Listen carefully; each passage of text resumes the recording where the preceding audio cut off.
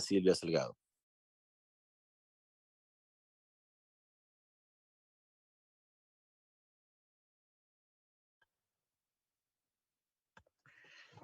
Gracias, presidente.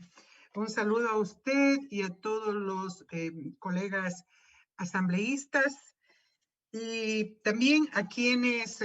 han participado a nombre de las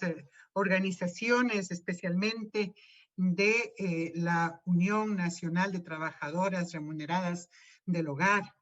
al Sindicato Nacional Único de Trabajadoras Remuneradas, de todas las instituciones que vienen haciendo vigilancia de los derechos de este sector importante. Yo quería, presidente, sin embargo, de lo dicho y estar muy de acuerdo con lo que acaba de expresar la compañera presidenta de la Comisión de los Trabajadores, y por qué no, obviamente, también anticipar mi voto a favor de esta resolución, simplemente hacer algunas puntualizaciones para que quede en el debate mismo de esta resolución y en el debate público la responsabilidad que tenemos como Estado y como sociedad frente a un sector que está marcado su actividad, su trabajo en medio de relaciones patriarcales machistas. Tenemos que reconocer, o sea, y decir cómo realiza la actividad del trabajo remunerado en el hogar miles de mujeres, mayormente mujeres, y hombres también, pero mayormente mujeres, en medio de esas relaciones machistas, patriarcales, en medio de inclusive de un ambiente y de escenarios de violencia de género que aquí ya nos han dado cifras y que dan cuenta de que 74 de cada 100 mujeres trabajadoras remuneradas del hogar han sido violentadas en su intimidad, han sido objeto y víctimas de abuso, de acoso sexual en su entorno del trabajo. Por lo tanto, o sea, tenemos que hacer conciencia de que esa actividad que para nosotros debería tener igual condiciones de dignidad, de reconocimiento salarial, se desarrolla en condiciones mucho más vulnerables y difíciles y son propensas y son realmente vulnerables a la violación de sus derechos. Y no se diga cuando precisamente de este gran número de mujeres trabajadoras que pertenecen especialmente a sectores étnicos indígenas, afrodescendientes, son víctimas de discriminación racial. Aquí ya se ha dicho, no se puede desconocer también la presencia de migrantes forzadas a realizar este tipo de actividades cuando buscan una inserción laboral y no encuentran otra manera que el trabajo doméstico sin las garantías de una estabilidad ni de protección social. En definitiva, en una sociedad xenofóbica, racista, con violencia de género, machista, es importante entender lo que significa este compromiso al declarar el 30 de marzo, Día de la Mujer Trabajadora Remunerada del Hogar. Eso es imperioso en este momento y a propósito de este tema, decirlo. Señor presidente, la vinculación precisamente de las mujeres al mercado laboral en esta actividad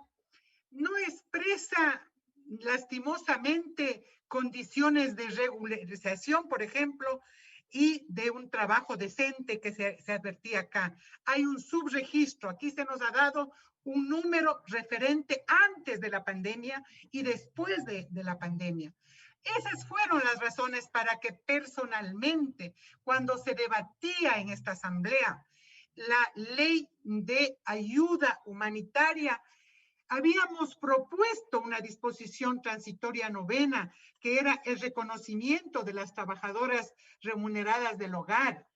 en la medida en que sea el Ministerio del Trabajo el que garantice los derechos laborales y que precisamente se regularice los contratos, pero que también se precautele los que estaban registrados y regularizados. Pero eso no hubo realmente oídos receptivos, ni en la propia Asamblea Nacional. Peor aún, en el ente rector de los derechos laborales, como es el Ministerio del Trabajo. Eso es lo que nos preocupa y por eso es que esta resolución no puede simplemente quedar en una simple declaratoria. Yo propongo a Karina Arteaga para que dentro de las resoluciones también se incluya el compromiso de que el Ministerio del Trabajo, el Ministerio de Rector de los Derechos Laborales, cada año, a propósito precisamente de esta declaratoria, vaya dando cuentas a la Asamblea Nacional, a la Comisión Especializada, especialmente de estos indicadores que den cuenta que la política pública está superando. Primero, ¿no es cierto?, esta discriminación, la violencia en el ámbito laboral, la regularización en cuanto tiene que garantizarse la seguridad social, la regularización con los contratos de trabajo. Esto sería una acción efectiva que nos permita definitivamente no quedarnos en una declaratoria, sino en una especie de acciones afirmativas, garantizar que los derechos realmente laborales se cumplan y no